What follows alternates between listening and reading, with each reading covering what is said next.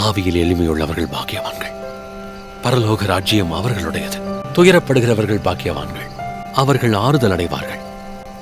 சாந்த குணமுள்ளவர்கள் பாக்கியவான்கள், அவர்கள் பூமியை சுதந்தரித்துக் கொள்வார்கள். நீதியின் மேல் பசிதாகம் உள்ளவர்கள் பாக்கியவான்கள், அவர்கள் திருப்தி அடைவார்கள். இரக்கமுடையவர்கள் பாக்கியவான்கள், அவர்கள் இரக்கம் பெறுவார்கள்.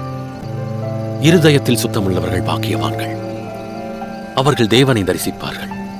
சமாதானம் பண்ணுகிறவர்கள் பாக்கியவான்கள், அவர்கள் தேவனுடைய புத்திரர் எனப்படுவார்கள்.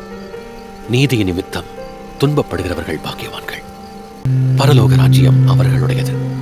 என் நிமித்தம் உங்களை நிந்தித்து துன்பப்படுத்தி பலவித தீமையான மொழிகளையும் உங்கள் பேரில் பொய்யாய் சொல்வார்களானால் பாக்கியவான்களாயிருப்பீர்கள். சந்தோஷப்பட்டு களி கூறுங்கள், பரலோகத்தில் உங்கள் பலன் மிகுதியாயிருக்கும்.